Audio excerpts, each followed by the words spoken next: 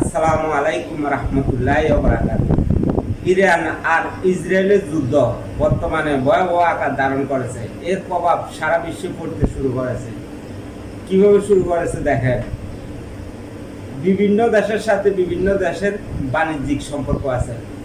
এই বাণিজ্যিক সম্পর্কটা যখন থাকবে না, তখন অর্থনৈতিকভাবে তার দেশ ক্ষতিগ্রস্ত হবে, দেশের জনগণ ক্ষতিগ্রস্ত হবে। এখন ইরান আর ইসরায়েলের যুদ্ধ, উভয় দেশের জনগণ ক্ষতিগ্রস্ত হচ্ছে, তার আশেপাশে যে দেশগুলো আছে তারাও ক্ষতিগ্রস্ত হচ্ছে এই যুদ্ধের কারণে।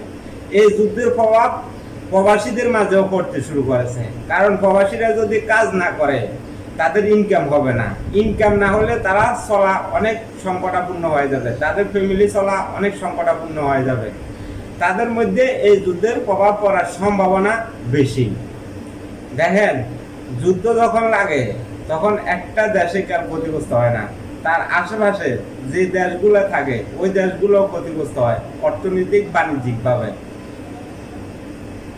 বর্তমানে বিশ্ব নেতাদের কাছে আহ্বান থাকবে সারা বিশ্বের জনগণের, কিভাবে এই পরিস্থিতি মোকাবেলা করা যায়, কিভাবে এর সমস্যার সমাধান করা যায়। তারা এরকম একটা পদক্ষেপ নেবে, উভয় দেশের জন্য ভালো হবে এরকম একটা পদক্ষেপ তারা অবশ্যই নেবে। আর যদি তারা এরকম কোনো পদক্ষেপ না নেয়, তাহলে উভয় দেশ ক্ষতিগ্রস্ত হবে, সারা বিশ্ব ক্ষতিগ্রস্ত হবে। বর্তমানে ইরান আর ইসরায়েলের যুদ্ধটা যে পরিস্থিতি ভয়াবহ ধারণ করেছে, আসলে এখানে অনেক মানুষ আহত নিহত হচ্ছে।